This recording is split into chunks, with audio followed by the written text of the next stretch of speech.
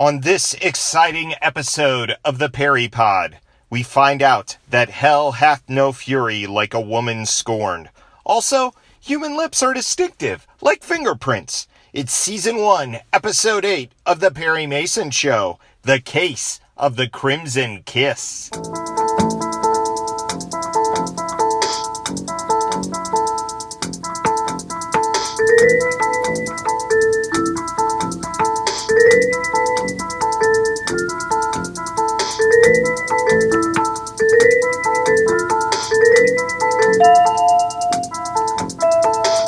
Welcome to the 8th episode of the Perry Pod. I'm your humble host, Jonathan Searcy, and my purpose here is pretty simple. Provide an audio companion to the greatest legal drama in television history, Perry Mason. The goal is to do a pod for every episode of the television series and, if time permits, to cover some of those made-for-TV movies too. I'll be working through the series in the order in which the episodes were aired. Each week, I'll give a brief refresher on the plot, and if the episode was based on a novel, I'll compare the book with its television adaptation. Next, I'll list some key pieces of trivia, as well as tackle the episode's main theme. We'll feature a Perry proverb, a moment of wisdom from the man himself, and then we'll finish with a post-case water cooler, where just like Perry, Della, and Paul, we can rehash the ins and outs of the case. But first, to the law library! Last week was our second Perry Goes Rural episode, and you can always tell the country courtrooms in Perry Mason because they have a United States president hanging on the wall. Logan City's got Abe Lincoln. Bear City from last week's episode, The Case of the Angry Mourner. George Washington. I doubt we'll see Franklin Pierce pictures adorning a Carmel courtroom, but you never can tell. Also from last week's episode, Paul Drake's hankering for food comes up for the first time. Della gets a slick burn in. Hey, leave some for me. You'll have to admit this is the world's greatest detective when it comes to finding food. We'll be sure to keep our eyes out for Paul's prodigious appetite in future episodes. And finally, William Boyett, who appears briefly as a motor cop pulling over Marion Keats, the titular angry mourner. The meaning of this. May I see a driver's license, please? His most famous role, you guessed it, as a policeman, Ken Williams in Highway Patrol. Perry's casting agent out there getting people paid. Now, let's get to this week's episode.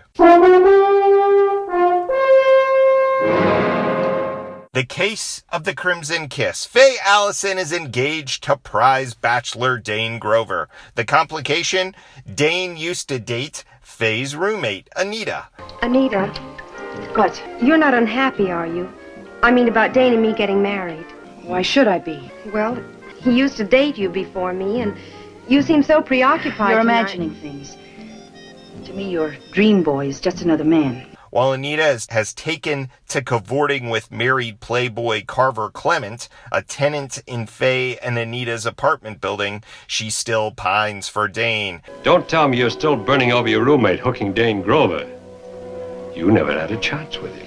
And when Carver doesn't come through with a date on the eve of Dane and Faye's wedding, Anita plans to betray her roommate, nearly killing her with sleeping pills and then going so far as to dose herself to avoid suspicion. Shades of Lola Fleury. Fortunately, Faye's aunt, a.k.a. Aunt B from the Andy Griffith Show, shows up in time to call Perry and get a doctor for her drugged niece. I can't wake either of them. They've been drugged or something, Perry. I've got to get a doctor for them right away. I'll ring my doctor. Perry and Della go a-snooping and soon find themselves a body, one Carver Clement with the titular crimson kiss on his sizable forehead. The evidence points to Faye. May I ask you something, Tragg? I was waiting for you to ask. You want to know why I brought Harlan out here to fingerprint the girls and didn't? Shame. That phone call I got from the lab. Both girls work at a guided missile plant. Their prints are on file. You want more? You know I do. Faye Allison's prints match the ones on the glass in 702. But by the time Perry's done trying the case, he's caught two criminals. The first is Anita, a.k.a. the worst roommate ever. And is it not a fact that your reason for these actions was that you also wanted Dane Grover? No! I didn't kill Carver! I didn't!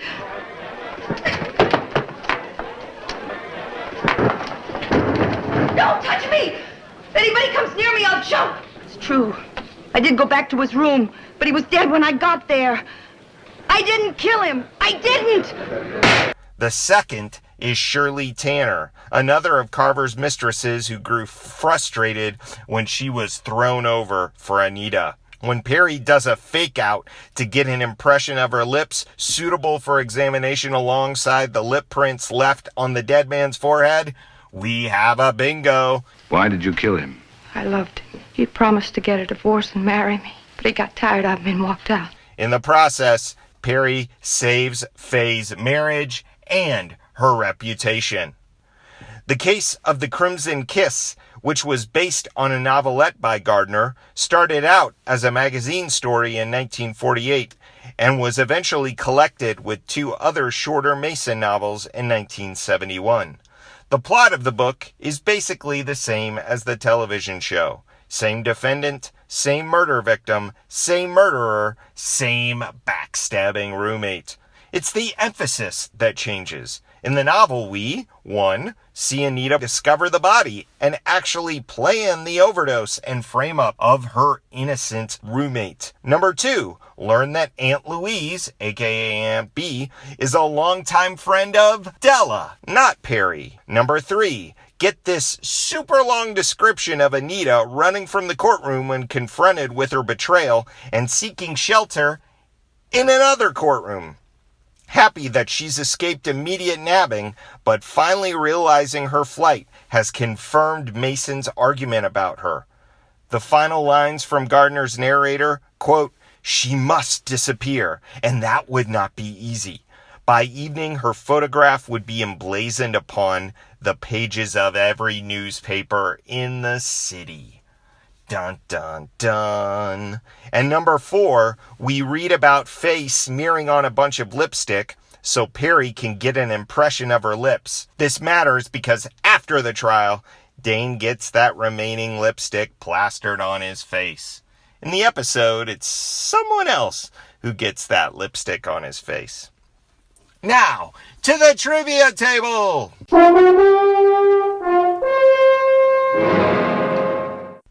Each week in our trivia section, I'll give you 3 takeaways, a Paul, a Della, and a Perry. Paul is a subject worth investigating more. Della is something about a particular character in the story. And Perry is what we learn about our main character. Our Paul this week is the bust that Mason puts his hat on early in the episode. In the novels, this bust was of the famed British jurist Sir William Blackstone. Take a closer look at the bust in the show, however, and you'll see someone who looks more like Voltaire, a contemporary of Blackstone, but not British and not a lawyer. Just who is Perry hanging his hat on? Our Della this week concerns our esteemed DA Hamilton Berger. Apparently Berger has political ambitions. This according to Paul. I hope you come up with a miracle. Or Faye Allison's going to be sitting in the gas chamber just as sure as Berger wants to be governor. Well, let's just say he's not going to be using the case of the Crimson Kiss in his campaign speeches. I'll tell you that much. Case of the Crimson Face is more like it because Berger's got to be embarrassed about how he handled the proceedings. And our Perry, with his handy-dandy telephone service, he's only a phone call away, even when he's grabbing some grub. Clay's Bar and Grill. Excuse me, Mr. Mason. Your answering service is calling you. No rest for the weary. May I take it here at the counter? Yes, sir. He's always got time for a longtime friend like Aunt Louise. The theme of this week's Perry episode, you guessed it, family. The reason the case of the Crimson Kiss is such a good episode is because it features many of the themes of the first season in a concentrated form. We have the bad marriage, Carver preying on Shirley Tanner and Anita while leaving his real wife in the cold. We have the potential for a good marriage between Faye and Dane, threatened by betrayal and murder. The most important thing Faye has going for her is family. She has Aunt Louise, the aunt who saves her life. She has Perry, who is an old family friend. And she has Dane, the man who wants to start a family with her and who is willing to throw his own family over in order to defend her. Bad romance is at the heart of 90% of Perry episodes, and that romance often testifies to the familial problems at the heart of Perry's world. Perry may be a criminal lawyer, but he specializes in family court, saving families. This case is no exception. Now it's time for a Perry proverb.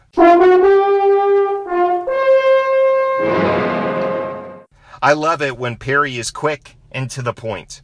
In response to Dane and Faye's gestures of gratitude, Perry gives a simple reply. Mr. Mason, I don't know how... Don't try. Why not try, Perry? Because when they do, they leave a big lipstick trace on your cheek?